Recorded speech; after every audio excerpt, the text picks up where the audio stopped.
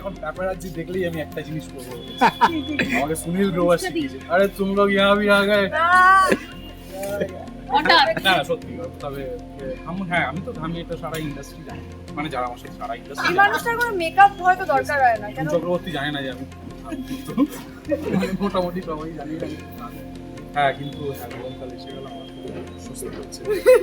তার উপর একটা জ্যাকেট। সেজে গুজে বেরোতে হয়। আমি তো হ্যাঁ। জানি তুই স্বস্তিকারী, সবাই সেজে গুজে আসবে, আমি করি না কিছু একটা পরে চলে এলাম টি শার্ট পরে।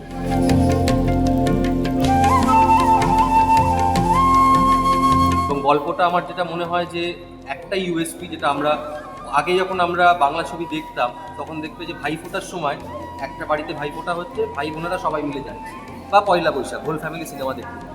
তো আমাদের এই ছবিটাও না একদম ফ্যামিলি ওরিয়েন্টেড একটা ছবি, যেখানে প্রত্যেকটা ক্যারেক্টারকে রক্ত মাংসের মনে হবে, মানে জানি পাশের বাড়িতে থাকে, কিন্তু একমাত্র প্রমোটার বৌদির প্রফেশনটা আলাদা, কিন্তু চরিত্রগুলো অত্যন্ত বিলিভেবল, অত্যন্ত রিয়েল প্রত্যেকটা চরিত্র।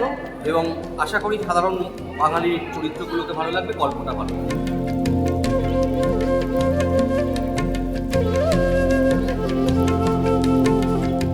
এই দুটো চরিত্রের মধ্যে প্রেম, খুনসুটি, বন্ধুত্ব সবকিছু মিলিয়েই কিন্তু প্রেমটা আমার মনে হয়। কোথাও গিয়ে ওই এখনকার প্রেমের মতন ওই আর্টসটাও কোথাও নেই। ওই অনেস্টিটা রয়েছে, পাশে থাকার একটা প্রমিস রয়েছে, যে যে কোনো সিচুয়েশনে একে অপরের পাশে থাকা, শুধু একে অপরের নয়, পরিবারের পাশে থাকা।